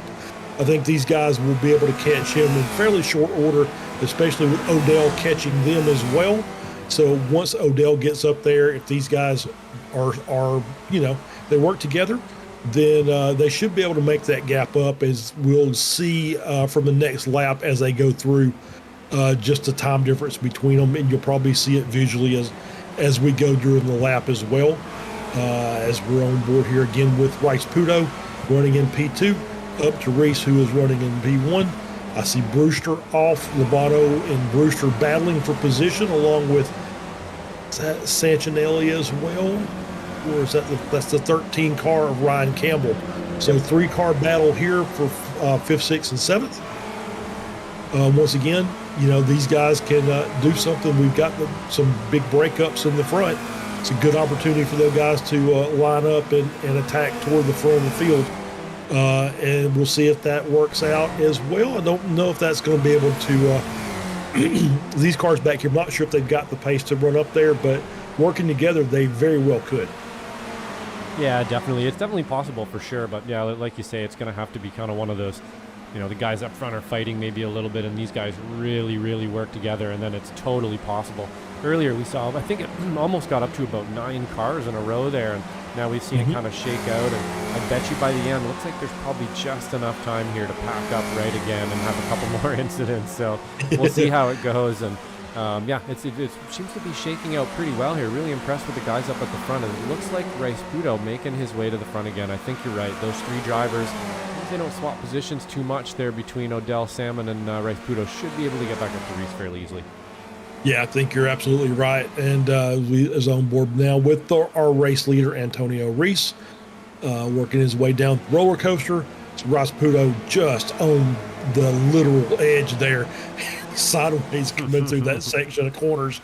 So he's pushing for everything he can, and it's going to be up to Salmon and Odell to keep up with him. As you see Salmon giving Odell the push, trying to work together to get that bump draft working, and it has helped. They're back up to about a half second behind as they close the gap down, heading into turn 1. Gap up from Rice Pudo up to Reese is down to 1.6. They've made up a couple of tenths. As a matter of fact, I was looking at the last lap. Rice Pudo was able to make up 7/10 of a second. Odell actually had the fastest lap of the race the last lap with 2:02.67. So, and that was a full 1.1 faster than our race leader. So these guys absolutely are going to be able to have the pace to catch, to lap that, or to pull that gap down. And it's going to bring that a 4-car race again before we get done with the 10.5 minutes left to go in the race. On board here with Rice Pudo running in P2. You can see that gap slowly closing and that car getting a little closer as we're working our way through. Jim Brewster up into P5, having himself quite a good run, along with Ryan Campbell and Lobato and that 3-car group running in 5th, 6th, and 7th. As we work our way around Oak Tree, and you can see Rice Pudo just giving it the beans. It's actually dropped Salmon down a little bit. So Odell looks like he's going to be able to make the leap up using the draft to close the gap up to Rice Pudo. It's going to be up to Salmon to see if he can do it as well. 9/10 of a second back is kind of on the edge for the Spec racer as far as drafting is concerned. He's almost out. He's almost out of it now. And if you look really close there, his fender, you can see that tire kind of peeking out on the side. I've had that before. A little bit of damage. And it looks like nothing, but you can feel it. And honestly, you can even hear the engine notes just a little bit more after that, because it just can't push its way through the air anymore. Unfortunately, that was a really good showing from Zippy today, but I don't think he's going to be able to catch up to Michael now. He's got a little bit too much damage in the front, and that's going to leave him pretty vulnerable for Ryan Campbell, Chuck Albano, and Jim Brewster as well by the end of this race if he's not careful. So on board with Rice Pudo, though, you can see him using every inch of this track. He has definitely been practicing. He's getting right out to the paint. Really fast lines and stuff. He's faster than some of these guys are, even when they're drafting. You can see Odell there just kind of having, he's catching them, but not as fast as one might catch them usually, let's say. Yeah, but the good thing is for as far as Odell's concerned, is Rice Pudo has made the gap up. It's 4/10 of a second up to Reese. So now he's kind of sitting there, and so now Odell's going to get the opportunity to use the cars as they're together to make up that 7/10 of a second he has up to Rice Pudo. So as long as he can stay right there around that 7 to 8/10 of a gap, should be able to use the draft to work his way up. As long as Rice Pudo and Reese don't get together and start bump drafting down the back stretch, that's going to really make it hard for Odell to make up that gap. As you can see, Salmon dropping off. It's now 2 seconds back to Salmon from Odell. Campbell and Lobato and Brewster are starting to make that gap up. So yeah, it's going to be they're going to be coming at a high rate of knots, trying to make that gap up, and Salmon with the front damage, as well as the fact that he's running by himself, it'll be very tough to hold these guys off. As we're down the back stretch, and you see Rice Pudo now up on the back of Reese. Virtually nothing left in it. Yeah, no worries. Virtually nothing left in it. As you can see, Odell now has got the gap down to about 6/10, so he is closing the gap up as these cars are now together. So it's going to be, it's looking to be a 3-car battle here for the end of the race, as we're on board there with Santinelli, who's moved up into P9 in front of Heffron. And he's got Matt Thompson just directly in front of him. So he's got a chance to make another move for position, as we're back here at Aaron Bray and Seth Spolman, I believe, running in P11 and P12. Pretty good gap up to Heffron. They're 11 seconds back. So obviously the incidents that we had early in the race kind of broke the back of the field up a bit. Still a few battles back there. Russell's doing his best to try and hang on to Bray, but he's dropped it back to 1.2 behind, running in 13th. Obviously, with the damage he's got on the front of his car, he may even have wheel damage. He had a pretty good contact into that tire barrier at the end of the back stretch. So, actually, it looks pretty clean. So maybe it is wheel suspension damage on the right-hand side. As we're back on board with our race leader. Gap now is 4/10 back to Odell, so he is up to this group, and so he'll be able to jump into the battle here with about 6 minutes left in the race. So it's going to be like 3 laps, I think, at the line before we're done for tonight, as they're working their way around Oak Tree. A little wide. Rice Pudo wanting to take it a little wide, cut that very tight apex, still carried a little too much speed out, got off in the dirt.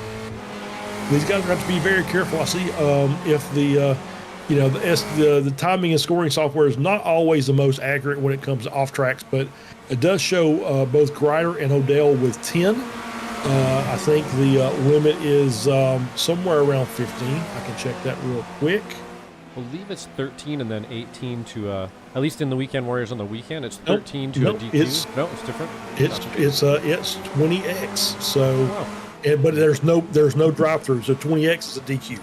Okay. So it's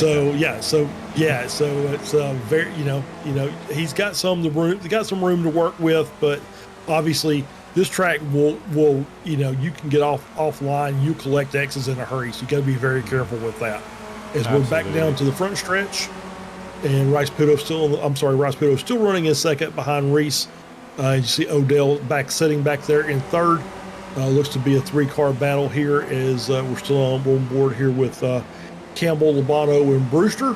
Brewster takes a look to the inside, doesn't make that move, kind of wisely holds back. That was kind of deep for trying to make that dive into the inside of turn 1. Yeah, for sure. It looks like Jim Brewster is a consummate competitor out there. I've raced him many a time. He will not give you an inch. He's going to race you every corner pretty much. Very good driver. I've never made a lot of contact with him or anything either, but I've been beside and around him many times, and I would imagine he's sort of just biding his time here till the end. He knows how to play the long game, I think, so he'll probably be trying to attack near the end. So it looks like we're pretty line astern here for the top 3 guys, and I would imagine, at least the front 2 here are going to kind of play this game while Odell. If I was Odell, I'd be sort of feigning right now and being like, yeah, maybe I'm not quite so fast. I'll have a little bit of a gap right to the end, and then I'd attack. And we'll see how that goes. Just maybe try to get these 2 guys to kind of forget about you before, and then all of a sudden you're there. That's what I would do, but we'll see. It looks like he's in pretty good position to try that if he wants. Yeah, absolutely. I think you're absolutely right. He is kind of laying in wait there, as we see a little bit of lap traffic up there going to have to deal with coming out of the backstretch down into Hog Pen and Roller Coaster. So we'll see where they end up catching this car. And I think that is Ken Estep, if I'm not mistaken, that is coming up to be lapped. So as they're working their way through Roller Coaster and down the hill, once again, just fantastic track layout. So much elevation change in these side to sides. You have to be on your toes every corner with these Spec racers as they're working their way down the front stretch. And it is, as you said, line astern. all three cars nose to tail. And are they going to catch this car before they get into turn one? They have to work their way around after that. No, they're not going to make it. As we see, Odell works to the inside, wants to try and work around toward the front. He's side by side with Reese, thrumming through one. Is that lap car going to get in his way? And it does. He's got to take the grass, but safely around. That's a great move by Odell. Obviously, not much you can do there with a lap car coming through that section of track. And it was just pick a line and go, and that's what he did. But able to make that move around and take up to the lead. I'm not sure, once again, I don't think lead is where you want to be on the last lap. But we'll see what Odell can do now that he's up there. Yeah, that was a pretty heads-up move from Odell there for sure. You know, you want to use somebody as a pick. He's kind of opportunistic move, but you know, now he is definitely a target, and that's not going to be the best place that you want to be. He's got a little bit of time to sort that out. Again, you know, I'd probably have a little, oops, I screwed up on a corner here, and then try to make it so that I can get to the back again, but we'll see how it goes, if he wants to just play it straight or what, but guaranteed these two behind him are, they're going to be attacking him here, and it looks actually like somebody, is it Daniel Salmon actually joining the party here? Have they slowed down a little? No, he's still back there. That's just my eyes deceiving me. Yeah. Yeah, he's working his way around a step now in P4. I've used it, as you so eloquently noted earlier, with the damage on the right front. You see here's some chatter. It's 3 wide down the back stretch is all three of our race leaders up in the front. And who's going to take the lead coming out of that? Whoa, Rice Poodle off in the grass. Oh, that's going to be, he lost a little bit of time. He lost a lot of time. That's a second and a half plus. That's going to be, obviously, if there's anybody on track that can make the time up, it's going to be him. But, you know, with just a couple of laps left to go, 3 wide, you kind of knew that was going to happen with the attack down the back stretch. I think this is more or less until that, it's usually the lockup on the left front. It's more or less kind of a testing session to see where the pass is going to be made and what's going to work for you. As you see Reese working his way to the inside around turn 1. That's going to help Rice Poodle out. That's going to help him make up a little bit of time as these cars battle side by side, and Odell's looking to the outside. He's not going to be able to make that move around NASCAR bend. Reese is going to keep the lead. Odell in second, Rice Poodle in third. He's about a second and a half behind Odell. So he's going to need to flip about a half second off of that to get back in that draft range. That's going to help him get up. It's going to be white flag next. It's going to be, I think this is white flag this lap. Is that right, Josh? I believe it is, yeah. I think we're on white flag right now, so this is going to be Odell's chance here. And, man, he's set up pretty good for it, so we'll see how she goes. And Race Pluto, you never know. You know, if they make one little mistake here, you could be on it too, so we'll see. Yep, that's absolutely right. They're going to have to be letter perfect for this final half a lap, as we see Reese leading Odell in, coming through South Bend and now into Oak Tree. We're going to have that one last run down the back stretch, and this is going to be where the race may be won or lost, as we see a good run out of the corner by Reese and a good run out of the corner by Odell as well. He's going to get that big draft coming down the back stretch. Is he going to make the move here? He is going to make the move to the left. Gives Reese a little more room. I think he kind of caught him off guard just a little bit there. He's able to make the pass. Now is Reese going to be able to pull that back? And he's looking to the left. It doesn't quite have it. So now it's going to be, nice crossover going through roller coaster. He's working his way around the outside. Cannot make that move stick. And so he's going to have to line this up for the run down to the start-finish line as they come out of Hog Pen, final corner. Reese with a good run coming out of the final corner. Move to the inside. Jump. Contact made with Odell. Odell off into the grass, into the barrier. And there is Reese going to take the race win. Rice Pudo is going to finish second. Salmon is going to finish third. And looks like Odell is going to get back on the track, and he's going to end up with a very disappointed P4 car, crabbing significantly, but manages to get across the line with a 4th place. Lobano in 5th, Brewster in 6th. Sancinelli coming around the line to finish 7th. Ryan Campbell in 8th. Matt Thompson in 9th. And Corey Heffron is going to round out your top 10. As we see a battle here between Aaron Bray and Scott Russell. And it's going to be Russell with the edge at the end of the race to finish 11th, Bray in 12th. Very interesting ending there, Josh. Just contact. It didn't look like it was that severe, but obviously it was enough to send Odell off the track as we're going to get this replay. Reese, good run coming out of the corner, takes it really tight to the inside. Oh, and I think Odell might not even know he was there or was going to try and sneak behind him and maybe get a little bit of a draft at the end. Yeah, it's on board here. He's trying to squeeze him for sure, and it looks like maybe he was just trying to kind of squeeze a little bit there, and a little bit of iracing glue possibly. I know how that works. It feels like you have a bit of room, and then you're like, wait a minute, that last few inches that is there just isn't, and I think that's probably what happened there, unfortunately. I think you may be right, as we see there's the destruction of the cars, which is part and parcel of Ray Esports series, whether it's during the week or on the weekends. They're gonna trash the cars. Whatever's left of the cars is going to the scrap heap. As we see them taking all the corners and see them nice run down through the middle of the track there. Seth Spolman locks it down as he tries to get a good jump out of that. Not sure if there's a jump there or not, as he's on board with Jason Grider. And this is just how you end up a race, and this is a good way to end. You get to vent all that frustration or celebrate your victories and do a little beating and banging at the end of the race, and you love to see it. Yeah, absolutely. This is always one of my favorite parts. Some tracks too, offer some pretty funny stuff there, some big jumps and whatever else it might be. VIR's just kind of got a giant field in the middle of it. You can smash each other around. Yeah. That's really about it. It's got lots of curves and bends and everything and ups and downs, but no real jumps. But yeah, we love doing this at the end of the race. Just blow some steam off. Pretty fun. Absolutely. So great finish to the race.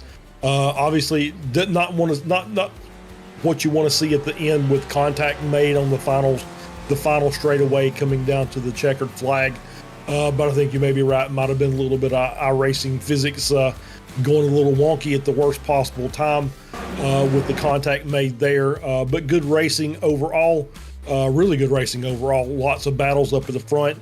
You could just see these spec racers. They do what they do best, and that's run through corners and just draft like crazy down the straightaways. It always makes for fantastic racing and fantastic finishes. And so anybody got Antonio Reese in the waiting room? Yeah, let's bring him down to the top. Yeah, let's bring our race winner in. Go for it.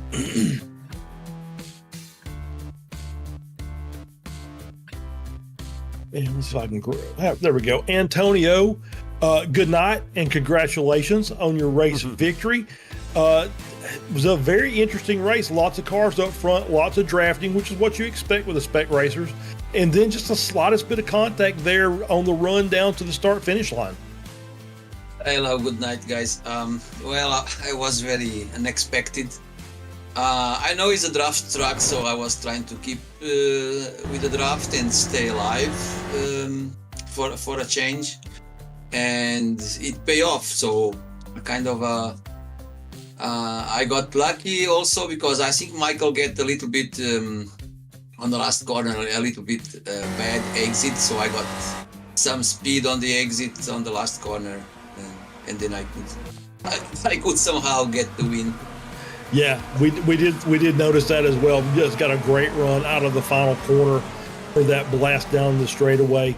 But you had some pretty stiff competition. At least the early part of the race, there was a 6-car battle up in the front between you and Nicholas and Michael and Zippy and a couple other cars. And so it made the race very interesting early. Obviously, as incidents happen, it kind of broke the pack up a little bit. But Rice Puto did a really good job of making the gap up until the, I guess, second to last lap.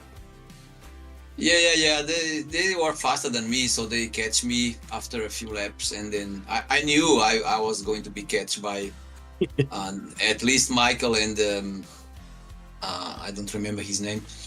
But yeah, I was thinking to finish third because I know I'm slower than them, so I was kind of thinking to finish on the third place, but I would be very happy finish on third. But for some reason, the other guy, I don't remember the name, I'm sorry, he had some issue on the last lap, and then he got like 2 seconds behind me and Michael.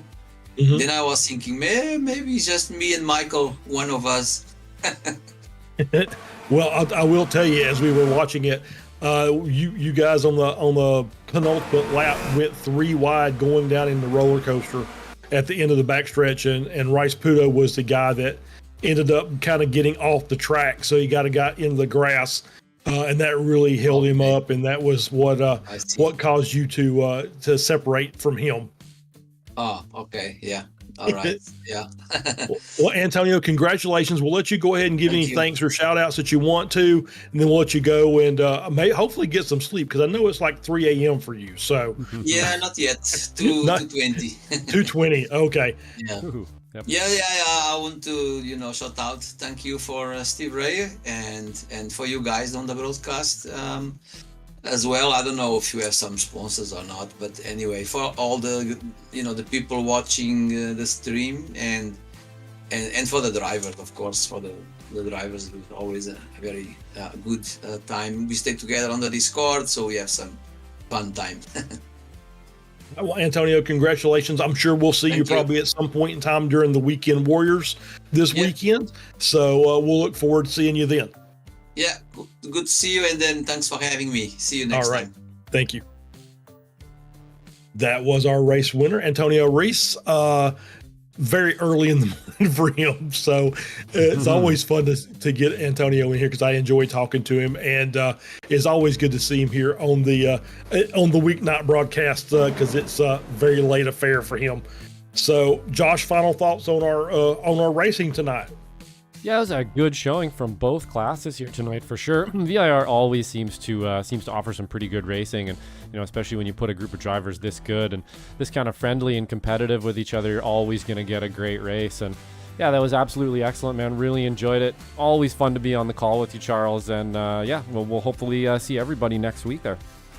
Absolutely, and yeah, let's look forward to next week, as we will be and I think I've got that pulled up somewhere. We will be in the Mazda TCR doubleheader at Long Beach. That's going to be something very, very special to watch. So, hey, come back next week, same time, same channel, here at Slow Motion for Josh Wilkie running the board and coming in and helping an old guy out here in the broadcast booth, as well as Ron Maunz and all of our drivers and Sim Motion, our sponsor. This has been the Ray Esports Club Racing League on Slow Motion Broadcasting. We'll see you next week. Have a great night.